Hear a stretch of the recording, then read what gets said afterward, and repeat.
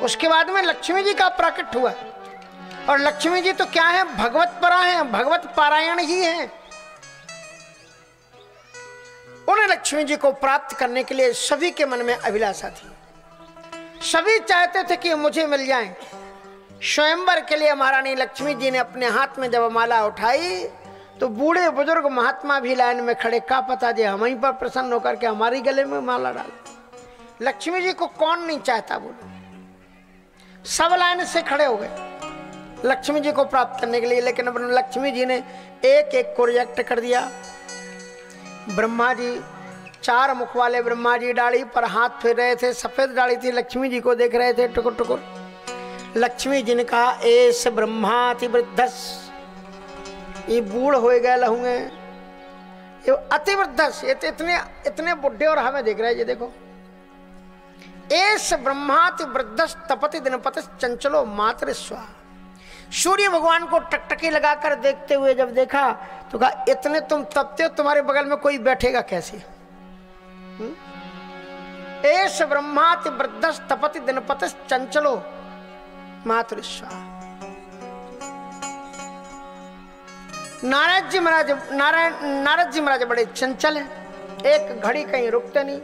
तो क्या करेंगे उनके साथ में श्रीमती जी रह करके? भगवान शंकर जी का दिग्वासा नीलकंठ त्रिदशपति रसौ गर्भता छियतेब्जा, ये खुद तो कपड़े पहनते नहीं तो श्रीमती जी को बनारसी साड़ी कहां से पहनाएंगे, बोलो। अपने ही कपड़े नहीं पहनते। सो लक्ष्मी जी ने एक एक करके चंद्रमा को देखा, कहा इनको तो टीवी का रोग है, क्षय रोग है चंद्रमा को। दुर्वासा जी को देखा तो दुर्वासा जी का ये तो बड़े क्रोधी है,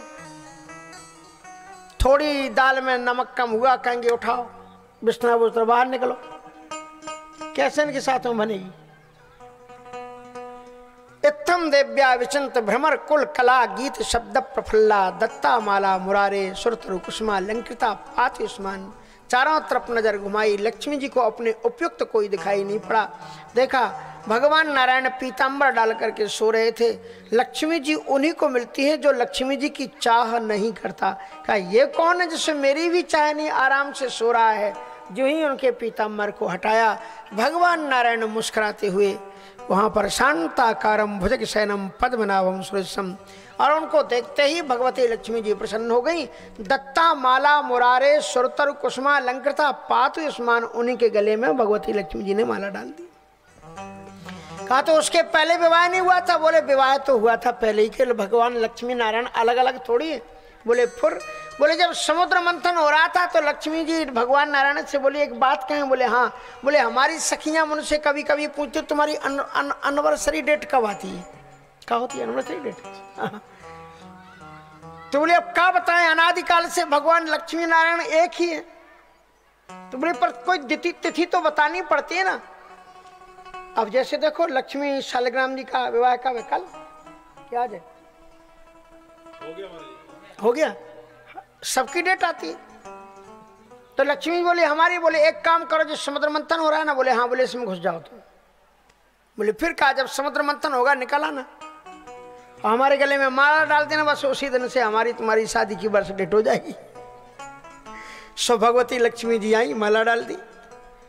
श्रीमन नारायण नारायण नारायण, श्रीमन नारायण नारायण नारायण, लक्ष्मी नारायण नारायण नारायण, लक्ष्मी नारायण नारायण नारायण, भज मन नारायण नारायण नारायण, भज मन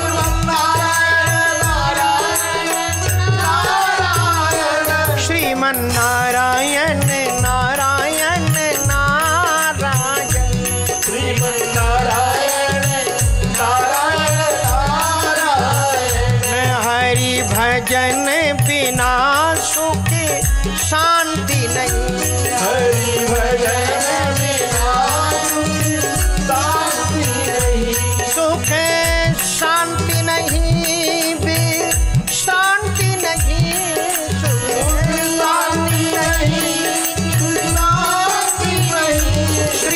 नारायण नारायण नारायण श्रीमन्नारायण नारायण नारायण।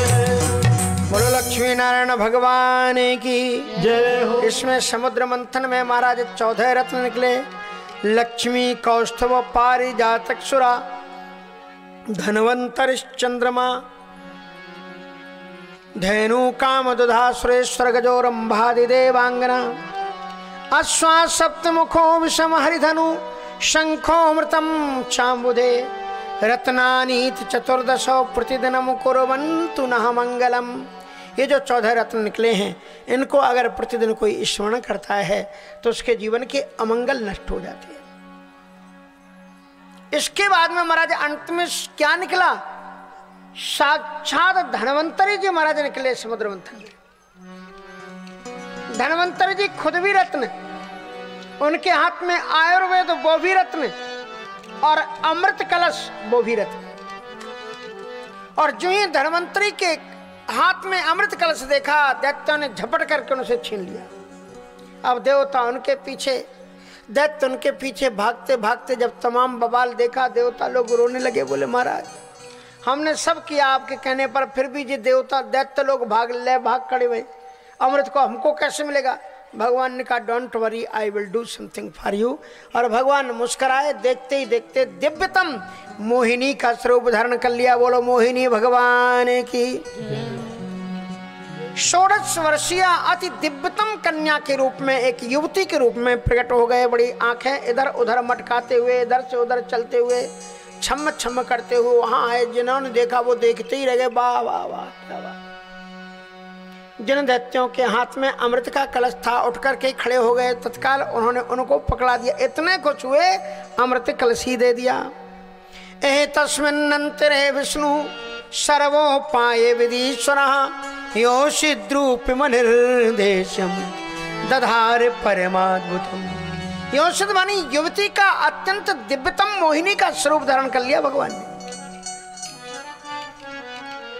इति ते छेरतैस्तस्या आश्वस्त मनसो सुरः जहाँ सुर भाव गंभीरम ददुश्चामृत भाजनम। अमृत कलश को दैत्यों ने उनको सौंप दिया। बोले आपने हमें क्यों दे दिया? कहा आप सभी में समान रूप से वितरित कर लो। बोले मैं तो पुंसला स्त्री हूँ, मेरा कोई ठिकाना नहीं, मैं तो ऐसी बहकी हुई, और आपने मेरे ऊपर क्यों विश्वास कर लिया? बोले नहीं, हम आप पर विश्वास करते हैं, दे दिया। यही तो होता है संसार में। जिन माँ बाप ने जन्म दिया, श्रीमती जी जहां से आई उनका विश्वास खत्म। ससुरारी पिहारी लगी जब ते रिपुरूपी कुटुंबी भयो तब ते। ससुरारी पिहारी लगे कुटुंबी भयो तब ते। पता नहीं क्या होता है कि जिन माता पिता ने जन्म दिया, पढ़ा लिखा के पोष करके बड़ा किया, और जो ही श्रीमती जी आई, पता नहीं कान में कौन सा मंत्र देती हैं कि एक ही दिन में माता पिता का महत्व खत्म। वो तो बड़ी सौभाग्यशाली नारियां होती हैं। वो कहती हैं कि नहीं नहीं, वे तो सब कुछ है, उन्हीं से तुम जन्मे, इनकी सेवा करो। अच्छी जो नारियां होती हैं वो हरदम अपने पति को कहते हैं कि नहीं, माता पिता ही तो हमारे भगवान हैं, सास ससुर ही तो हमारे भगवान हैं। इनकी सेवा किए बिना तुम चाहे जितने राम जी की पूजा कर लो, चाहे कितने कृष्ण जी की पूजा कर लो, अगर अपने सास ससुर माता पिता की पूजा नहीं की तो भगवान भी कहते जब तुम अपने घर के नहीं भय तो हमारे का खाक होगे तुम। इसलिए पहले घर के लोगों की सेवा करो। अगर तुम्हारी सास बीमार है तो शंकर जी कहते हैं मेरे पास में जल लेके मत आओ, तुम वहीं पानी पिलाओ, वहीं सेवा करो बूढ़े बुजुर्गों की। यही मतलब है। महाराज उन्होंने विश्व मोहिनी ने अपने हाथ में अमृत कलश लिया, कहा सब लोग लाइन से बैठ जाओ, देवता लोग अलग, दैत्य लोग अलग, और स्नान करके चंदन लगा के और चोटी में गांठ लगा के बैठना। फिर तो महाराज जिन्होंने 7 दिन से स्नान नहीं किए थे, वे भी झटपट जो है नर्मदा जी में स्नान करके लाके बैठ गए। कहा हमें चरणामृत मिल जाए, हमें भी अमृत मिल जाए। और उसके बाद में उन देवी ने क्या किया, अमृत कलश किसने दिया उनको? दैत्यों ने। और बांटना शुरू किया देवताओं की तरफ। तो देवताओं की तरफ जब बांट रहे थे तो दैत्यों ने कहा ये क्या कर रहे हो, हमने दिया आपको अमृत कलश और आप उन्हें पहले क्यों बांट रहे हो। तो भगवान ने धीरे से कहा मुस्कुरा करके कि इसमें जो है ना, जब पहले पतला पतला इन लोगों को पिला दें, फिर गाढ़ा गाढ़ा तुमको पिलाएंगे। अब देवताओं ने सोचा ऐसा भी कुछ मामला हो गया। भगवान ने ऐसी इशारा कर दिया, ये तो बात की बात है, तुम पियो फिर देखा जाएगा, इनके नंबर तक बचेगा ही नहीं चढ़ना ये अमृत। और जब भगवान ने दूसरी तरफ आंख करके ऐसे किया, भगवान की आंख को मटकाना देख लिया एक दैत्य ने, वो समझ गया मामला दाल में कुछ काला है। था तो काला कलूटा, लेकिन गोरा बनने के लिए दो लाइटों के बीच में बैठ गया। एक तरफ से सूर्य, एक तरफ से चंद्रमा, बीच में दैदीप्यमान होने लगा। और जो ही भगवान ने उसको भी अमृत दिया, भगवान तो सब जानते, जानबूझ के अमृत दिया। इस संसार में कोई राक्षस और देवता नहीं होता है, कर्म बदल लो तो राक्षसी देवता कहलाता है, संस्कार बदल लो तो राक्षस नाम की कोई जाति नहीं है।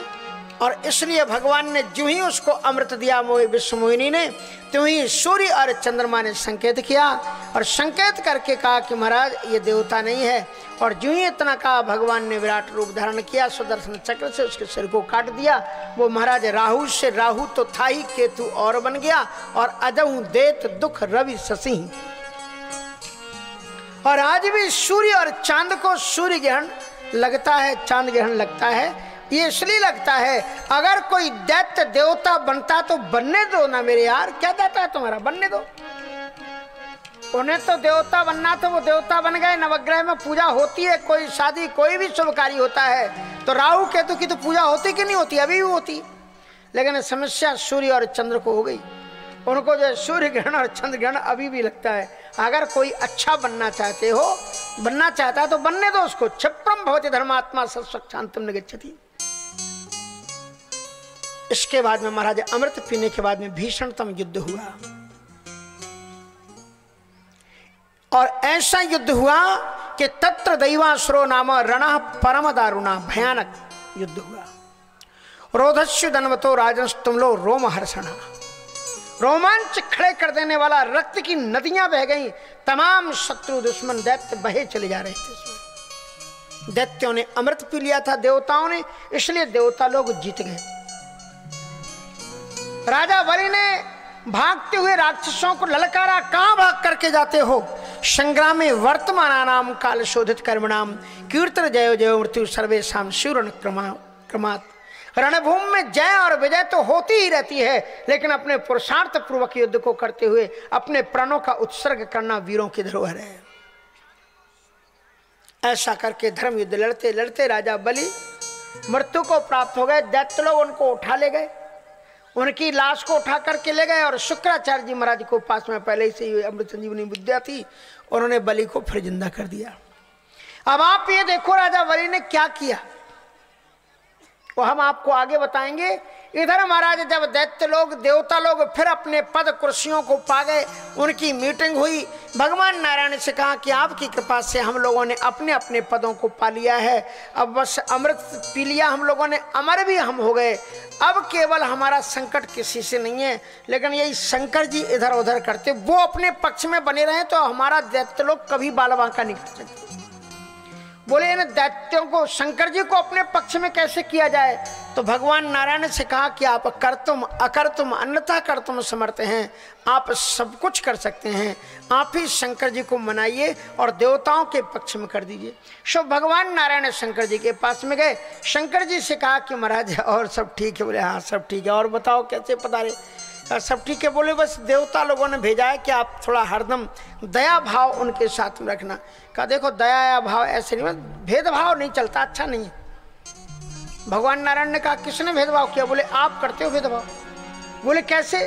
कहा हमने आपके जितने अवतार हुए सारे अवतारों का हमने दर्शन किया, लेकिन सबसे प्यारा मनोहर चटक मटक वाला अवतार जो आपने लिया था ना, विश्व मोहिनी के रूप में आप सुना कि युवती बन करके आए थे, कमर पर करधनी, गानों में कुंडल, हाथों में लिपस्टिक और वो क्या क्या आपने बताया, हमको तो बाद में बताया किसी ने। आप देखो ऐसे काम नहीं चलेगा, वो रूप भी हमें दिखाओ। सारे अवतारों को मैंने देखा, वो रूप आपका मैंने नहीं देखा। बृहद ध्वजान सम्मेदम योषिद रूपेण दानवान मोहित्वा सुरगणान हरि सोम मपायत। भगवान शंकर जी ने जब सुना कि भगवान ने बहुत सुंदर विश्वमोहिनी का रूप धारण करके देवताओं दैत्यों को मोहित करके देवताओं को उन्होंने अमरपान कराया, तो उन्होंने हट कर दी कि महाराज हम आपके उस रूप को देखना चाहते हैं। तो भगवान नारायण ने कहा क्या आप 20 चक्कर में पड़े, वो हो गया बोलने नहीं मैं तो देखूंगा। तो अच्छा चलो ठीक है दिखाएंगे। सो एक बार भगवान शंकर जी कहीं विहार कर रहे थे और उधर भगवान ने अत्यंत दिव्यतम मनोहारिणी सुंदर कटाक्ष नेत्रों को बिखेरते हुए और सुकुपल मनोहर स्वरूप के साथ में सुनासाम सुदतीम बालाम सुखपोलाम बनानाम समविन्यस्त कर्णाभ्याम कुंडलश्रियम बिभ्रतीम कुंडलश्रियम, और जहां से उधर से गेंद खेलते हुए शंकर जी के सामने से भगवान युवती के रूप में निकले। बार बार बड़े सुंदर सुंदर वस्त्र उड़ जाए, और जब उन्होंने इस दिव्यतम स्वरूप को देखा तो भगवान शंकर जी जो माला फिर रहे थे, ओम नमः शिवाय ओम नमः शिवाय, पीछे भागे थे। देवी देवी ठहरो ठहरो ठहरो।